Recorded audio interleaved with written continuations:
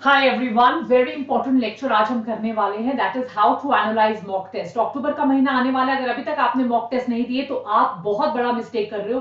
तो point number one, please please please सबसे पहले मॉक टेस्ट देना शुरू कीजिए and listen to these 5 points which I am going to tell you to analyse mock test. क्या होगा जब आप मॉक टेस्ट पेपर्स देंगे? व्हाट इज इट दैट आपने जब आपने पेपर एनालाइज करना है घर आकर, तो आपने किन चीजों के ऊपर ध्यान देना है?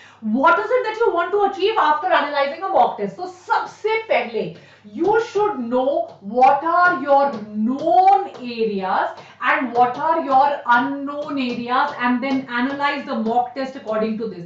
क्या कौन सी ऐसी चीज थी जो मैंने पढ़ी थी, जो मुझे आती थी, फिर भी मैंने गलती कर दी, और कौन सी ऐसी चीज थी जो मुझे आती ही नहीं थी, राइट? सो इस चीज पे हमें सबसे ज्यादा फोकस करना है। अननोन एरियाज, नोन पे भी मैं आऊंगी, और इसमें फिर आपको उन टॉपिक्स को हाई वेटेज और लो वेटेज के हिसाब से फिक्स करना है। यार ये मैंने नहीं पढ़ा, इस पे क्वेश्चन आया, is it a high weightage topic, is it a low weightage? अगर ये लो वेटेज टॉपिक है तो आप इसको लेटर ऑन भी कर सकते हो, पर अगर ये हाई वेटेज टॉपिक है then please in the month of October इसको कहीं पर अपने टाइम टेबल में, अपने स्केड्यूल में डालिए, so that you are able to gain confidence, you are able to solve all the questions. This is super duper critical and important. अगर अब मैं सिर्फ अननोन एरियाज की बात करूं तो सबसे पहले बात करते हैं बायो की, राइट एवरीबॉडी? तो सबसे पहले बायो करते हैं बायो की, कि यार बायो में क्या करना है। अगर बायो के अननोन एरिया से आया है तो प्लीज इसकी एनसीईआरटी तो आप पढ़ ही डालिए, because this is the easiest way to score, right everybody? और अगर अननोन आपका फिजिक्स और केमिस्ट्री में है then you find out whether it is high weightage और लो वेटेज। अगर लो वेटेज है you can do it after November, because October onwards अपने most important high weightage topics को करने की कोशिश कीजिए। तो अगर लो वेटेज है आप इसको नवंबर दिसंबर में उठा सकते हो, और अगर ये हाई वेटेज टॉपिक है तो प्लीज आप इसको अक्टूबर के महीने में उठाइए। अब आते हैं यार जो मेरा नोन एरर्स, ये मैंने पढ़ा था, मुझे आता था, फिर भी मेरी गलती हुई है। अगर ये वेटेज ज्यादा है, देखो अगर आपकी अननोन की वेटेज ज्यादा है, मतलब आपके जो 40% क्वेश्चंस आपने अनअटेम्प्टेड किए हैं, अगर वो अननोन वाले हैं, that means you really have to focus on syllabus completion. आपका सिलेबस ही कंप्लीट नहीं है, देन यू आर थिंकिंग आपका स्कोर आ जाएगा, नहीं होगा।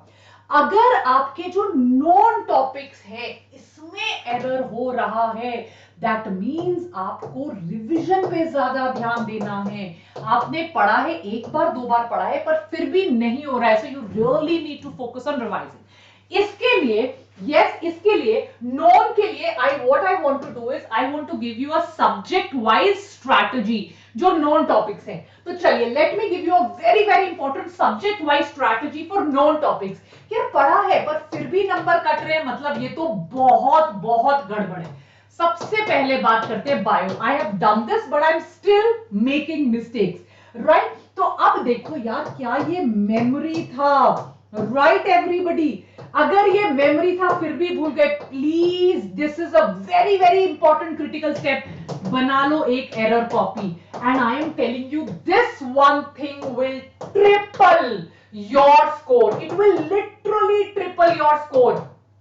आपको पता नहीं है आपका स्कोर कहां से कहां पहुंच जाएगा। हर एक चीज जो आपने बायो में पढ़ी है, जो आप याद नहीं रख पा रहे हो, वो एग्जाम में भी भूलेगी। Have this in writing from me, therefore every small little detail which you are forgetting, which is a bio detail, आप भूल रहे हो, please make a error copy, छोटी सी कॉपी, बिल्कुल फर्रे वाली छोटी copy, but add things there, this is really helpful, right? अब आते हैं फिजिक्स पे।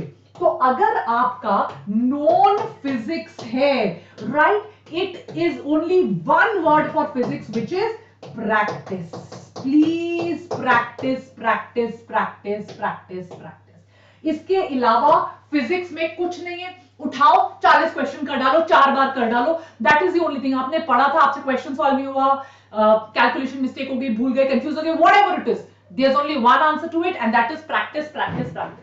अब अगर आपका नॉन केमिस्ट्री है तो मेरे पास आपके लिए 3 डिफरेंट स्ट्रैटेजीज हैं, राइट? अगर मैं बात करूं इनऑर्गेनिक केमिस्ट्री की, इसका भी it is just like bio, आपको कुछ नहीं करना, ये मेमोरी बेस्ड है तो आपको इसकी सिर्फ एरर कॉपी बनानी है। You just have to make error copy और कुछ नहीं करना, राइट? अगर ये ऑर्गेनिक है, ऑर्गेनिक में आपको मैंने कितनी बार बोला है, सारे ऑर्गेनिक नेम रिएक्शंस एक तरफ एक पेज पे लिख लो। मान लीजिए आपने उनके रिएजेंट साइड लिख दी, आपने प्रोडक्ट साइड नहीं लिखी, उसको सॉल्व करो। तो यहां भी आपको रट्टा मारना है और उसको, अब इस बार एक रिएक्शन गलत हुआ है, अकेला वो करके नहीं होगा बार बार, क्योंकि इनऑर्गेनिक में तो ट्रेंड्स होते हैं, कुछ चीज भूल गई, इसकी आप एरर कॉपी बनाना शुरू करो। बट ऑर्गेनिक में वो नेम रिएक्शंस को दीवार पे चिपकाना शुरू कर दो और उनके रट्टा मारना शुरू कर दो। Is that clear? और रही बात फिजिकल केमिस्ट्री की, इसमें भी प्रैक्टिस, मतलब आपका अगर फिजिकल केमिस्ट्री और फिजिक्स का जो क्वेश्चन गलत हो रहा है, जिस टॉपिक का गलत हो रहा है, जिस टाइप का गलत हो रहा है, आपने देख लिया, आप उसके PYQs को at least into 5 years into 3 times करना शुरू कर दीजिए, देखना आपका स्कोर कैसे इंप्रूव होगा। It's really really going to benefit you, right? तो ये रही तीनों सब्जेक्ट्स की बातें। डू दिस, नोन अननोन में बांटो पहले, और फिर उन वीक स्पॉट्स को ऐसे स्पॉट वेल्डिंग करना शुरू कर दो। It's really going to help you. Yes, don't forget to like, share and subscribe. Need your love and support. Instagram, right? कोई प्रॉब्लम है, लाइव लेती हूँ, कुछ भी आ जाओ। बायोटॉनिक पीसीबी हमारा प्यारा Telegram account, just come here, all your problems are gonna get solved. Lots of love, God bless you, take care, bye bye.